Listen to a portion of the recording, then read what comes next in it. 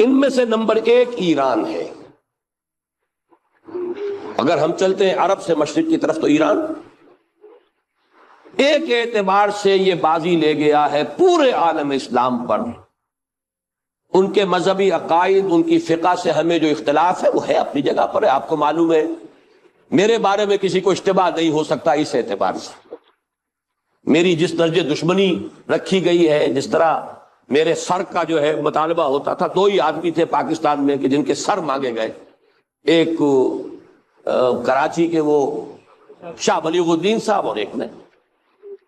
تو اس حوالے سے وہ اپنی جگہ پر اختلاف ہے، لیکن اس حقیقت کا اعتراف کیے بغیر نہیں رہا جا سکتا پورے عالم اسلام میں یہ واحد مسلمان ملک ہے جس نے بہرحال اپنی شریعت، اپنے عقائد کے مطابق ایک مذہبی انقلاب برپا کیا ہے۔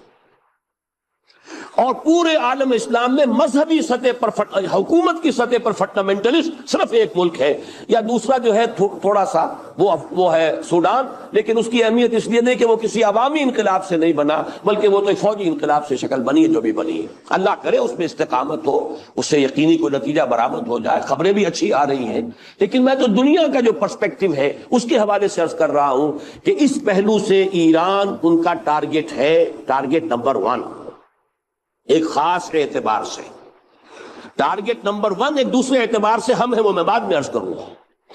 چونکہ حکومت کی سطح پر فنڈامنٹلزم ہے اور وہ آیا ہے ایک عوامی انقلاب کے نتیجے میں، پھر ان کے پاس تیل کی دولت ہے، اس کے خلاف اکنامک سینکشنز بھی ہو جائیں تو اگر لیبیا کھڑا ہو سکتا ہے تو بہرحال وہ بھی کھڑا ہو سکتا ہے۔ اور نقشہ وہ دنیا کو دکھا چکا ہے کہ لڑا دے ممولے کو شہباز، یہ نقشہ بھی اس نے دکھا دیا ہے۔ یہ ہے ایران کا معاملہ۔ نمبر 2 پاکستان۔ پاکستان 400 برس کی تجدیدی مساعی کا امین ہے، امانت دار ہے۔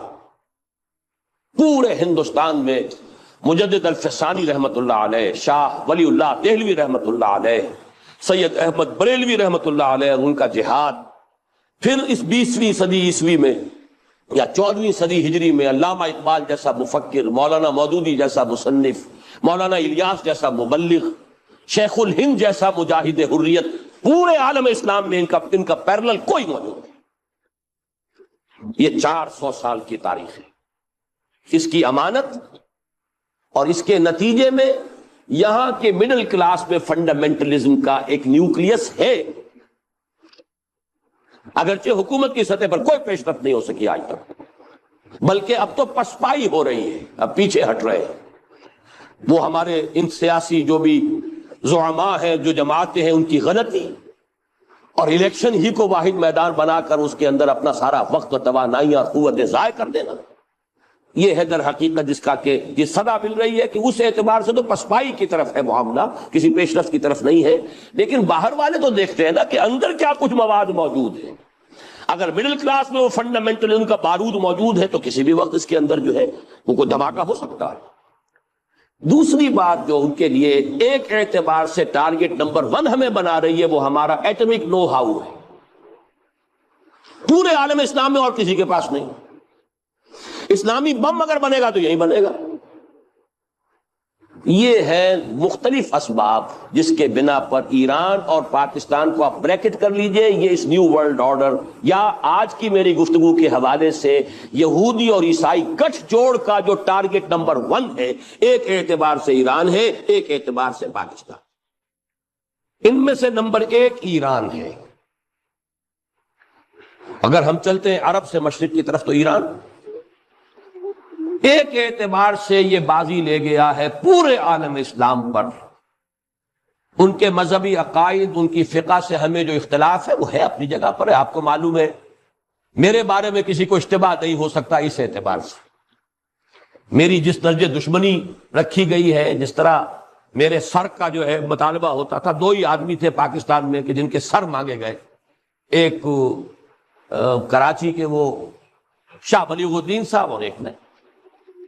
تو اس حوالے سے وہ اپنی جگہ پر اختلاف ہے، لیکن اس حقیقت کا اعتراف کیے بغیر نہیں رہا جا سکتا پورے عالم اسلام میں یہ واحد مسلمان ملک ہے جس نے بہرحال اپنی شریعت، اپنے عقائد کے مطابق ایک مذہبی انقلاب برپا کیا ہے۔ اور پورے عالم اسلام میں مذہبی سطح پر حکومت کی سطح پر فنڈامنٹلسٹ صرف ایک ملک ہے، یا دوسرا جو ہے تھوڑا سا وہ ہے سوڈان، لیکن اس کی اہمیت اس لیے نہیں کہ وہ کسی عوامی انقلاب سے نہیں بنا، بلکہ وہ تو فوجی انقلاب سے شکل بنی ہے جو بھی بنی ہے۔ اللہ کرے اس پہ استقامت ہو، اس سے یقینی کوئی نتیجہ برآمد ہو جائے۔ خبریں بھی اچھی آ رہی ہیں، لیکن میں تو دنیا کا جو پرسپیکٹو ہے اس کے حوالے سے عرض کر رہا ہوں کہ اس پہلو سے ایران ان کا ٹارگٹ ہے، ٹارگٹ نمبر 1 ایک خاص اعتبار سے۔ ٹارگٹ نمبر 1 ایک دوسرے اعتبار سے ہم ہیں، وہ میں بعد میں عرض کروں گا۔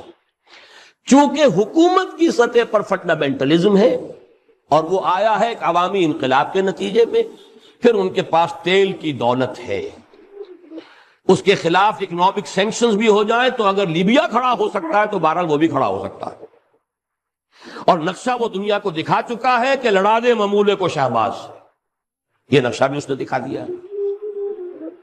یہ ہے ایران کا معاملہ۔ نمبر 2 پاکستان۔ پاکستان 400 برس کی تجدیدی مساعی کا امین ہے، امانت دار ہے۔